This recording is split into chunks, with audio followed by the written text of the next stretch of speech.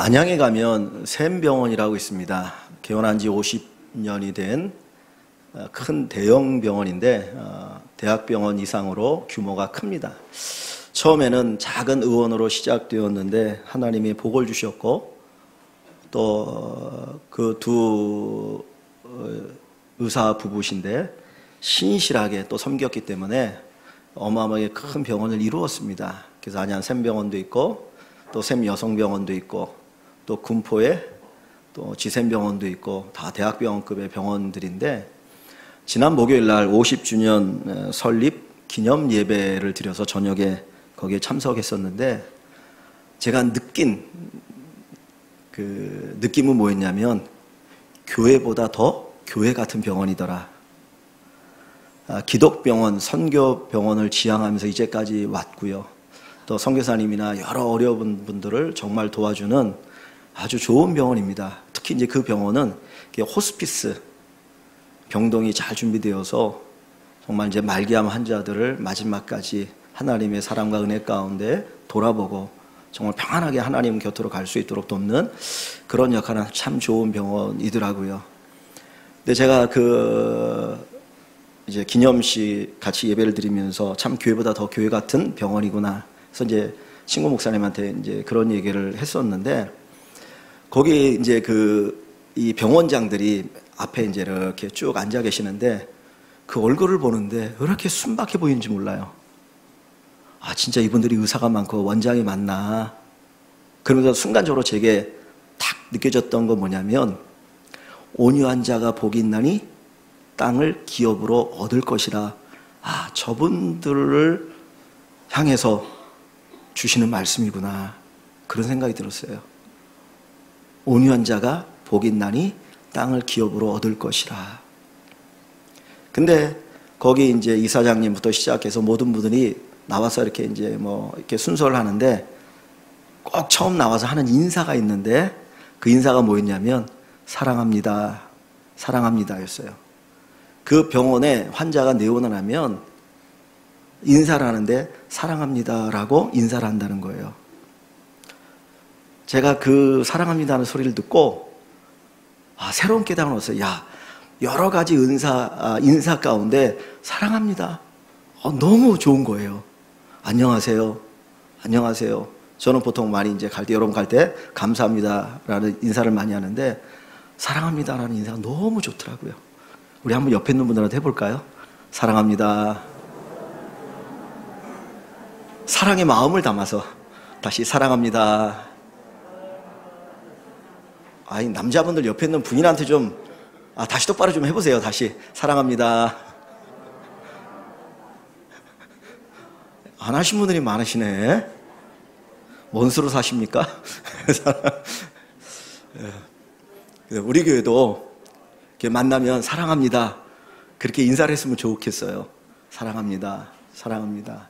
너무 감사한데 다윗은 평생에 그의 소원이 있었는데 하나님의 성전을 건축하는 거였습니다.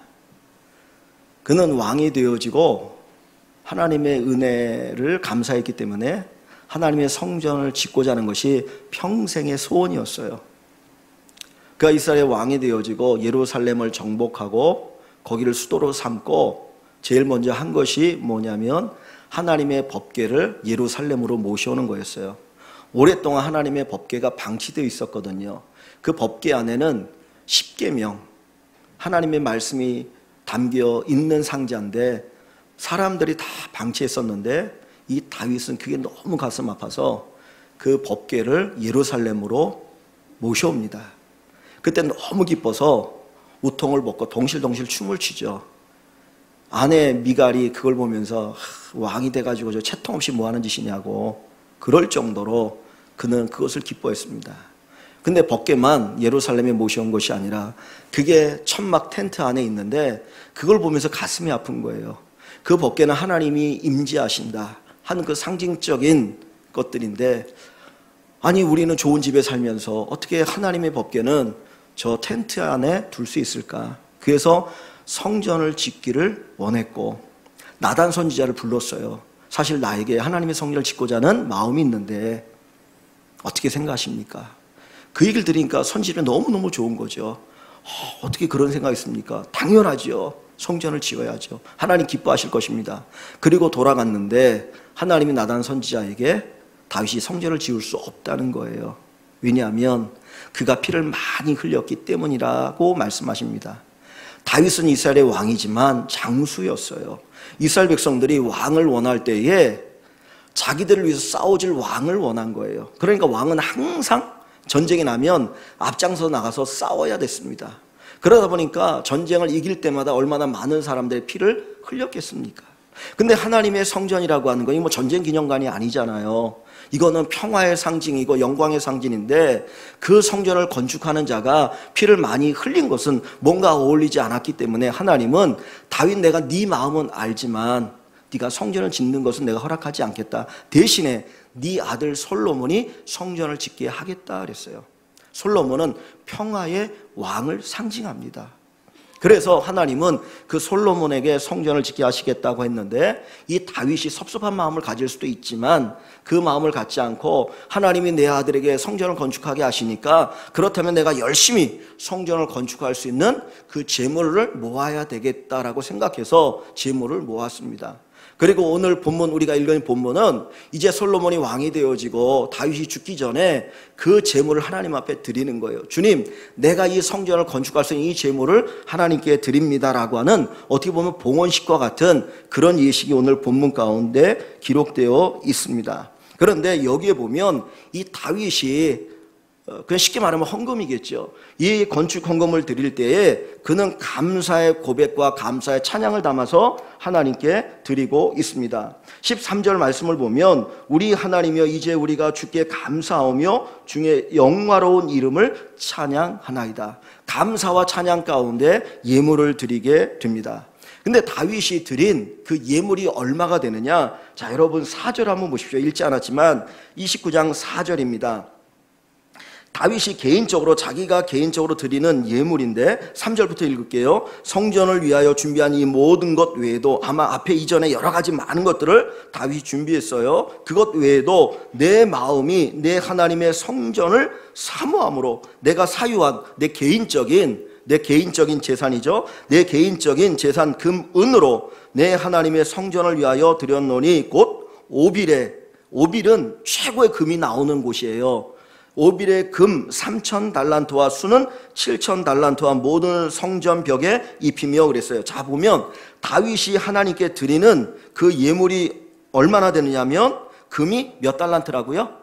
3,000달란트라 그랬습니다. 은은 빼놓고 금이 3,000달란트예요. 그것도 최상의 금을 3,000달란트를 드리는데 한 달란트가 얼마의 양이냐면 34kg예요. 34kg. 그러면 3,000달란트면 몇 킬로일까요? 1,000달란트가 몇 킬로입니까? 3만 4천 킬로죠. 그죠? 거기에다 3을 곱해 보십시오. 그건 10만 킬로가 넘는 금을 성전 건축하게 드린 거예요. 어떤 분이 한 달란트 34킬로가 한 20억 정도가 된대요. 금을 살려고 그러면. 요즘 시세로 정확히 잘 모르겠습니다. 그러면 3,000달란트면 얼마가 나오나요? 6조예요. 6조.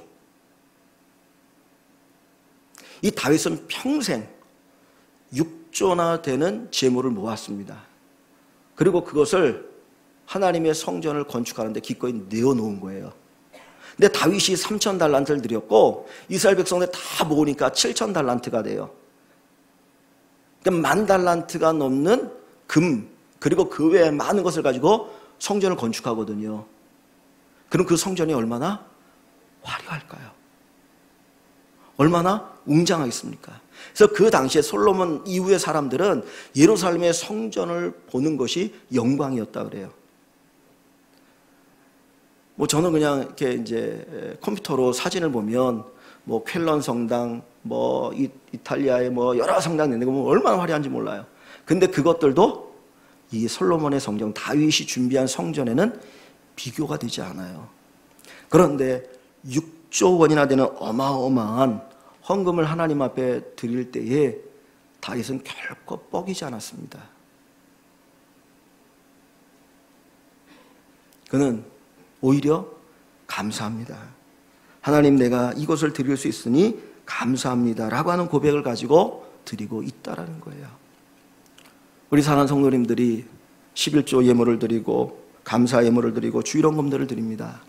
여러분은 헌금을 드릴 때 여러분은 어떤 마음을 가지고 드리고 계십니까?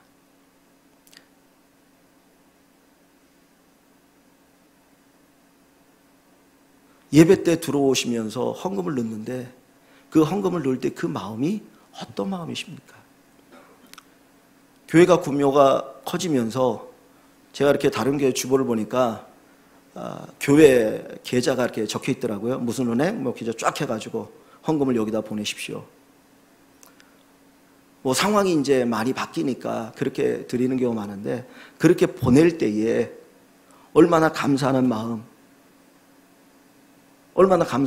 담아서 하나님 앞에 드릴 수 있을까라고 하는 생각이 들더라고요. 우리가 감사주의를 보냅니다. 우리 안에 다윗과 같은 감사의 마음이 풍성하길 원합니다. 드리면서도 이런 감사의 고백이 있다면 그의 삶이 얼마나 감사의 삶으로 이루어졌을까. 오늘 본문 속에 보면 다윗이 이 예물을 드릴 때 이 고백이, 감사의 고백이 몇 가지가 있습니다. 첫째가 뭐냐면 모든 것이 하나님의 것이라는 거예요. 이 땅에 있는 모든 것이 하나님의 것입니다. 이것이 다윗의 감사의 고백 첫 번째입니다. 12절, 11절, 12절 같이 봅니다. 11절과 12절. 여호와여, 위대하심과 권능과 영광과 승리와 위엄이 다 주께 속하였사오니. 자, 모든 것이 주님께 속했다 그랬어요. 그 다음에 천지에 있는 것이 다 주의 것이로소이다. 아멘. 이 땅에 있는 모든 것이 누구의 것이라고요? 하나님의 것이라는 거예요. 세상을 만드신 분도 하나님이시고 다스리는 분도 하나님이시고 세상의 주인도 하나님이시고. 다윗의 감사의 고백 첫 번째는 모든 것이 하나님의 것이라는 거예요. 내가 지금 누리고 사는 것, 내가 먹고 사는 것, 그것 다 하나님의 것입니다. 이것이 감사 고백의 첫 번째 원리입니다. 욥은 동방의 가장 큰 부자 가운데 한 사람이었어요. 그런데 어느 날 자기 10 아들이 지진도 아닌데 지진처럼 건물이 무너지면서 10 자녀가 한꺼번에 그냥 몰살해 죽습니다. 그리고 하루 사이에 자기의 어마어마한 그 모든 재산을 다 잃어버려요. 막 천둥번개가 쳐가지고 뭐 죽기도 하고 약탈당하고 하루아침에 거지가 됩니다. 그것만이 아니라 갑자기 피부병이 생겨가지고 기와장으로 자기 몸을 긁어야 될 정도로, 긁지 않으면 견딜 수 없는 그런 고통 가운데 처하게 됩니다. 아무것도 남은 게 없었어요. 그것을 보는 부인이 하는 이야기가, 하나님이 당신을 사랑해? 그렇게 하나님 섬긴 당신의 모습이 뭐야? 이거 아니냐? 여보, 하나님 섬기지 말고 하나님 저주하고 죽어. 그리고 도망갔어요. 근데 그 욥이 뭐라고 얘기하냐면 주신 자도 여호와시여 취하신 자도 여호와시니 여호와 이름을 찬송하리로다. 내가 잘 나갈 때는 이 고백할 수 있어요. 사업이 번창하고 진짜 하루에 몇백씩 벌고 그러면 이 고백할 수 있죠. 주신 자가 여호와시다. 다른 회사들은, 다른 가게는 안 되는데 내 가게만 잘 되고 내 회사만 잘 되면 이 고백할 수 있지 않겠습니까?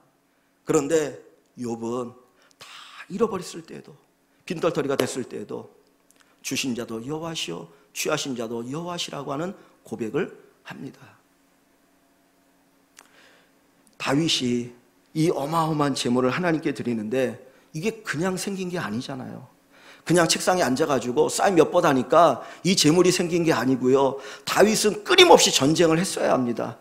그가 왕이었기 때문에 전쟁이 날 때마다 맨 앞장에 나가서 목숨을 걸고 싸웠어요. 어떻게 보면 목숨을 걸고 얻은 제물 6조 원이 되는 겁니다. 그런데 그것을 드리면서 그가 고백하는 게 뭡니까? 누구의 것이라는 거예요? 하나님의 것이라는 거예요. 이게 감사의 고백의 기초예요. 아브라함은 자기 조카를 사랑했습니다. 그래서 조카 롯이 포로로 끌려갔을 때 그 조카를 구출하기 위해서 기습 공격을 합니다. 근데 싸움이 되지 않는 싸움이에요. 아브라함은 318명에 자기 집에 있는 가병을 데리고 왔고, 그건 나라입니다. 몇 개 나라인데 기습 공격해가지고 승리해서 자기 조카를 구출하고 많은 전승물을 가지고 돌아오는데, 멜기세덱이라고 하는 살렘왕 제사장을 만납니다. 근데 그 사람이 딱 하는 이야기가 인간적으로 초치는 이야기예요. 네가 승리한 건 너의 힘이 아니라 하나님의 덕이야. 하나님 너를 승리케 하셨어. 아브라함은 자기가 용맹해서 자기의 부하들이 능력이 있어서 승리한 줄 알았어요. 그랬는데 하나님께서 멜기세덱을 통해서 주시는 말씀이 내가 승리케 했다. 이게 감사의 첫 번째 원리입니다. 내 힘이 아닙니다. 하나님의 은혜입니다. 모든 것은 하나님의 것입니다. 여기 똑똑하신 분 있습니까? 그 머리가 어디에서 온 겁니까? 어떤 사람은 아무리 공부해도 안 되는 사람이 있는데 한번 확 보면 다 기억되고 머리가 핑핑 돌아가요. 그 누가 준 거예요? 부모에게 물려받은 것도 혹 있겠지만 인간적으로 하나님의 은혜입니다. 여러분 얼굴이 예쁘시고 건강한 분들이 있습니까? 누가 주신 겁니까? 하나님이 주신 거죠. 다 하나님의 것이에요. 내 것은 없어요. 다윗이 감사할 수밖에 없었던 것은 모든 것이 하나님의 것이라는 것을 알았기 때문이에요. 내가 누리는 건 내 것 아닙니다. 오늘 밤에 내 영혼을 도로 찾으면 네가 예비한 것이 네 것이 되겠느냐? 하나님이 오늘 나를 부르시면 내가 수천만 그 이상의 어마어마한 재산이 있은들 그게 무슨 소용이 있겠습니까? 하나님의 것입니다. 하나님이 돕지 아니하시면 우리의 수고는 헛될 수밖에 없습니다. 모든 것이 주의 것입니다. 하나님이 주인이십니다.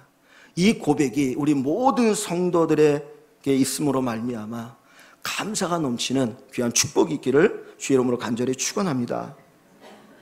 두 번째로 다윗의 감사의 고백은 자기가 드리는 것조차 하나님의 것이라고 고백합니다. 자, 14절 우리가 봉헌할 때마다 드리는 말씀인데 14절 같이 봅니다. 나와 내 백성이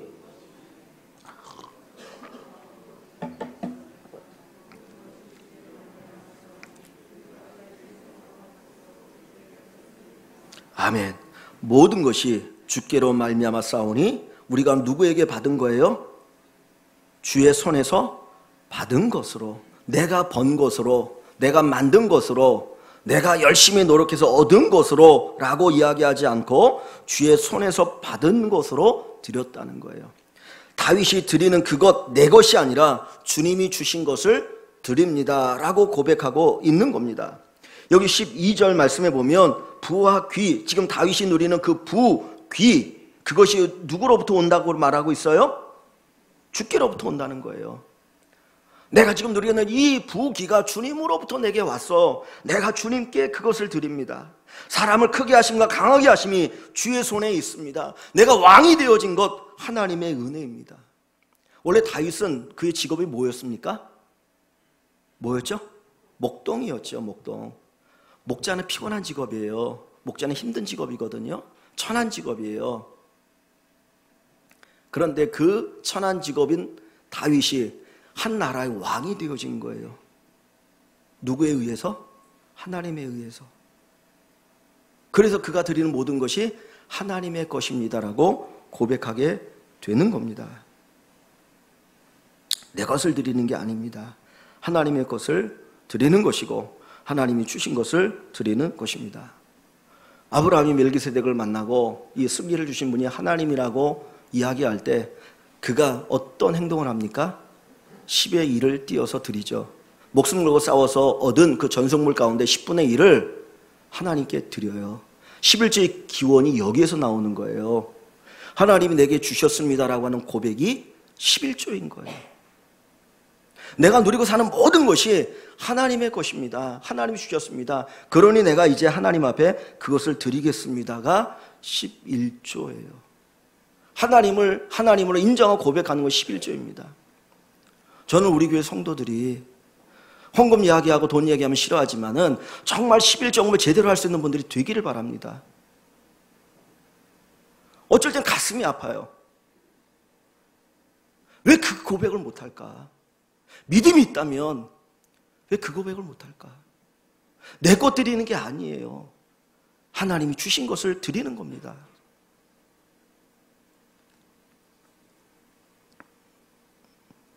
말라기서에 보면 11조를 드리면 하늘의 창고에 가득히 쌓아봐라. 복을 주나 안 주나 보라 하라고 하는 말씀이 있죠. 한번 여러분들이 시험해 보시면 좋겠습니다. 이 다윗은 하나님이 내게 주신 것을 드리는 겁니다. 인간이 살아가는데 꼭 필요한 것이 물이죠. 물이 없으면 살 수가 없잖아요. 근데 물이 어떻게 우리에게 옵니까?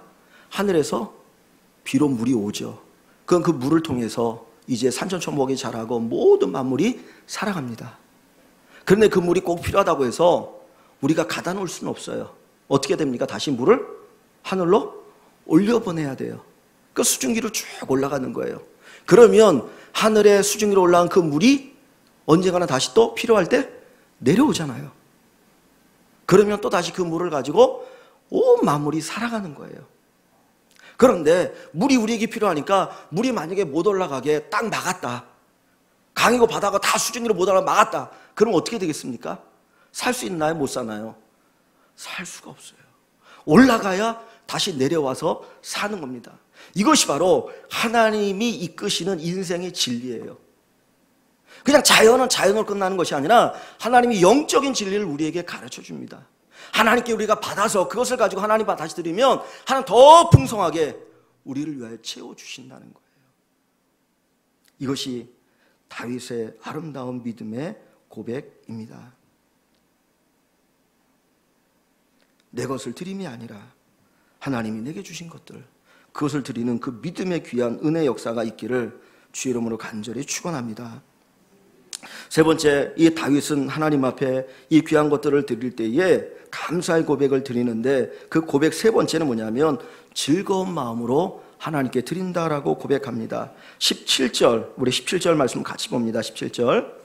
나의 하나님이여 주께서 마음을 감찰하시고 정직을 기뻐하시는 줄을 내가 아나이다. 내가 정직한 마음으로 이 모든 것을 즐거이 드렸사오며 이제 내가 또 여기 있는 주의 백성이 주께 자원하여 드리는 것을 보오니 심히 기쁘도소이다.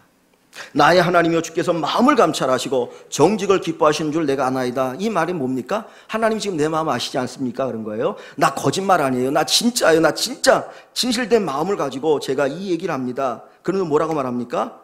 내가 정직한 마음으로 이 모든 것을 즐거이 드렸사오며. 다윗은 어마어마한 것을 드리는데 기쁘고 즐거운 마음으로 드린다라고 그는 고백합니다. 우리가 14절에 즐거운 마음으로 드릴 힘이 있었나이까? 즐거운 마음으로 드릴 힘이 있었나이까? 다윗은 빼앗기는 심정이 아니었습니다. 내 거를 드린 게 아니라 하나님이 주신 것을 드리면서 그에게는 즐거운 마음이 있었어요. 드리는 게 기쁘고 즐거웠어요. 하나님이 내게 주실 때, 하나님께 복을 받을 때 고맙고 감사하죠. 기쁘고 즐겁죠. 근데 믿음이 자라면 그것뿐만 아니라 한 걸음 더 나가서 드리는 기쁨이 있다라는 거예요. 그래서 주님께서 이런 말씀하시죠. 주는 자가 받는 자보다 복이 있다. 내가 누군가에 주는 것도 복이 있어요. 내가 하나님 앞 드리는 것, 내가 받는 것보다 더 복이 있다는 거예요. 그걸 아는 사람은 또 받는 기쁨, 그것도 누릴 수 있게 됩니다. 하나님께 받을 때보다 하나님께 드릴 때 그 기쁨을 정말 알 수 있고 경험할 수 있고 체험할 수 있는 귀한 성도들이 되기를 바랍니다. 자식은 부모의 사랑으로 자랍니다. 부모께 받아서 자랍니다. 근데 자식이 자라서 어른이 되어지고 내가 돈을 벌게 되면 그 다음에 부모에게 드리잖아요. 근데 큰 거 많이 못 드리지만 작은 거 드리지만 작은 거 드릴 때 뭐가 있습니까? 기쁨이 있어요. 내가 이제까지 내 어머니 아버지로부터 받고 사랑받고 자랐는데 이제 나도 조금은 내 부모님의 그 사랑에 감사해 드릴 수 있구나. 그게 기쁨인 거예요. 우리는 하나님의 은혜로 살아갑니다. 하나님의 큰 은혜로 살아갑니다. 그런데 하나님께 드릴 때 얼마나 큰 기쁨이 있는지 몰라요. 그 기쁨을 사랑하는 성도 여러분들이 누려볼 수 있기를 소원합니다. 즐거운 마음으로 드릴 수 있는 것 얼마나 큰 은혜입니까? 지금 이 다윗이 이것을 기쁨으로 드릴 수 있었던 이유가 뭡니까? 이 땅에 수많은 사람들이 있잖아요. 근데 하나님이 누구를 특별히 축복하셨다는 거예요? 자기를 축복했다는 거잖아요. 그렇지 않았습니까? 자기를. 그래서 왕이 되게 하셨고 이 많은 걸 누리게 하셨다라는 거예요. 그러니까 이 드림 속에는 그 고백이 있는 거예요. 하나님, 내가 뭔데? 이 세상 수많은 사람들 가운데 나에게 이런 복을 주셨습니까? 나에게 이렇게 드릴 수 있는 은혜를 주셨습니까? 주님 감사합니다. 그 고백이 담겨 있는 거예요. 그러니까 기쁘고 즐거운 거죠. 여러분, 있다고 해서 드릴 수 있는 거 아니에요. 있다고 해서 드릴 수 있는 거 아닙니다. 돈의 노예가 되어지면 아무리 수천억이 있어도 못 드려요. 그런데 하나님의 믿음의 은혜, 하나님 주시는 믿음이 있으면 드리게 되거든요. 다윗에게 하나님이 믿음을 주셨고 하나님께서 여러 가지 부하기를 주셨기에 그는 기쁨과 즐거움으로 드리게 되었던 것입니다. 다르게 말하면 하나님이 특별한 사랑을 받았다는 고백이에요. 내가 하나님이 특별한 사랑을 받았습니다. 이 고백이 다윗의 감사의 고백입니다. 이런 고백이 사랑하는 성도 여러분들이 있기를 간절히 축원합니다. 네 번째로 다윗의 감사의 고백은 이 기쁨의 드림이 지속되기를 소망하는 것이었어요. 18절을 봅니다. 18절 같이 읽습니다. 시작.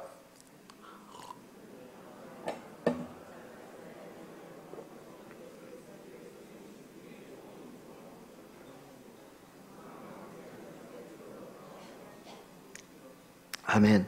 우리 조상들 아브라함과 이삭과 이스라엘의 하나님 여호와여, 주께서 이것을 주의 백성의 심중에 영원히 두어 생각하게 하시고, 이것이 뭘까요? 이것을 주의 백성의 심중에 마음에 영원히 두어 생각하게 하시고, 다시 말하면 잊지 않게 달라는 거잖아요. 모든 것이 하나님의 것입니다. 하나님께로 온 것을 내가 하나님께 드립니다. 그리고 기쁜 마음으로 드립니다라고 하는 이 모든 것들을 영원히 잊지 않게 해달라는 거예요. 우리가 한순간은 할 수 있어요. 한순간은 잘할 수 있어요. 그런데 계속 끊임없이 지속적으로 하는 것은 쉽지가 않아요. 내가 잘 나갈 때 감사의 고백 왜 못합니까? 그냥 감사가 나오지 않아요? 잘 나갈 때는. 근데 범사에 감사라고 하잖아요. 안 나갈 때, 힘들고 어려울 때 감사할 수 있습니까? 오늘 다윗이 고백하는 것은, 하나님, 내가 잘 나갈 이때만이 아니라 내 백성들이 힘들고 어려울 때도 이 감사의 고백을 잃지 않게 해주십시오. 모든 것이 하나님의 것이고 하나님이 내게 주셨고 주신 것을 하나님 앞에 기쁨과 감사함으로 드립니다. 이 고백 속에서 주의 은혜를 또 누리며 살게 해주십시오. 이것이 영원하길 원합니다. 이게 다윗의 고백이요 기도입니다. 사랑하는 성도 여러분, 여러분의 감사의 고백이 영원하길 원합니다. 우리가 천국 가면 뭐 하겠습니까? 감사의 고백밖에 없어요. 감사의 찬양밖에 없어요. 왜? 너무너무 감사하니까. 근데 이 땅에서 우리는 감사를 연습하고 가는 거예요. 하나님 다 준비해 놓으셨어요. 그것을 고백하며 갈 수 있는 저와 여러분들이 되기를 원합니다. 기적이라고 하는 것, 내가 당해야 될 사고를 당하지 않는 것 기적이죠. 그죠? 큰 교통사고가 났는데 멀쩡하더라. 엄청난 기적이에요. 그런데 큰 교통사고를 당했는데 목이 부러졌고 전신이 마비가 되었다. 얼마나 원망스럽습니까? 살아도 산 것 같지 않잖아요. 그런데 그 속에서 하나님이 역사하시고 하나님을 찬양하게 되어지고 하나님께 감사의 고백을 드리게 되어지고 자기보다 더 어려운 사람이 뭔가 하려고 한다면 그것이 기적 중의 기적 아니겠습니까? 하나님은 우리에게 은혜 주시는 분이에요. 내 삶의 모든 것이 하나님의 은혜로 이루어져 있습니다. 그것을 보는 것이 믿음입니다. 믿음은 하나님의 은혜, 하나님의 역사를 보는 거예요. 단순히 선물을 보는 것이 아니라 선물을 주시는 하나님을 보는 것이 믿음이고, 그 하나님 앞에 믿음의 고백은 감사로 표현되어집니다. 우리 모든 성도들이 감사의 삶을 살기를 원합니다. 어린아이는 선물을 주는 부모, 선물을 주시는 그 누군가를 보지 않고 선물만 보고 살아요. 그것만 좋아해요. 그러나 어른이 되어지면, 성숙해지면 선물도 귀하지만 선물을 주는 그분이 귀하고 소중하다는 것을 알게 되는 거예요. 이것이 진정한 믿음입니다. 로마서 11장 36절, 로마서의 구원에 관한 맨 마지막이 결론적인 말씀입니다. 11장 마지막 절 36절에 보면 만물이 주에게서 나오고 주로 말미암고 주에게로 돌아감이라 하는 말씀이 있어요. 만물이 주에게서 나오고 주로 말미암고 주로 돌아갑니다. 이 땅의 모든 것, 우리의 인생도 하나님으로부터 태어났고 창조되었고 하나님의 은혜로 인해 이 땅을 살다가 어디로 갑니까? 하나님의 나라로 가는 거예요. 그것이 우리의 인생입니다. 하나님이 저와 여러분의 삶을 다 책임져 주실 겁니다. 하나님 인도해 주시고 복 주시고 필요한 것들을 공급해 주실 것입니다. 여러분 감사하면 좋겠어요. 제가 여기서 이제 앞에서 이렇게 설교하다 보면 다 보이잖아요. 근데 뭐가 보이냐면 다른 날보다 오늘 조는 분들이 더 많아.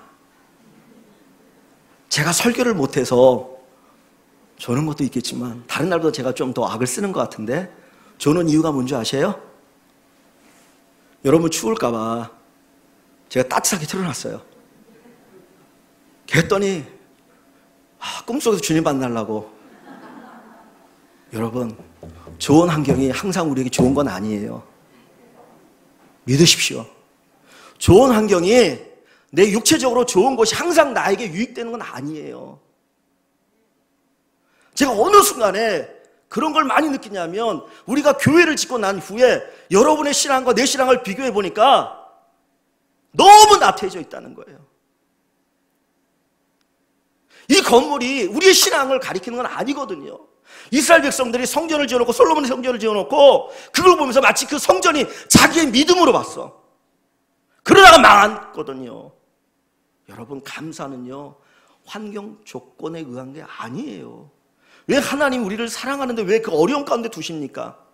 그게 내게 유익이 되니까. 유익이 되니까. 힘들고 어려울 때보다 잘 나갈 때가 신앙생활하기 더 힘들어요. 더 고통스럽습니다. 더 믿음이 좋지 않으면 믿음 다 잃어버려요. 어려울 때는 그렇게 부르짖고 기도했던 분들이 잘 나간다고, 그 다음에 하나님보다는 세상 사람들 만나가지고 내 위치 높인다고, 뭐 그것을 위해서 한다고, 뭐 이것 저 하느라고 하나님 만나는 시간이 없어. 예배하는 시간도 없어. 누가 준 건데? 이게 우리 어리석은 믿음입니다. 하나님을 찾고 하나님 앞에 감사할 수 있기를 원합니다. 믿음의 고백이 평생 가야 됩니다. 한순간이 돼서는 안 돼요. 평생 가는 믿음을 가지고 저와 여러분들이 살아갈 수 있기를 바랍니다. 우리 입술로 감사를 고백하고 삶으로 감사를 고백하고 감사의 삶을 살아갈 수 있는, 살아가는 감사의 고백을 살아가지는 여러분 되시기를 주님의 이름으로 간절히 축원합니다.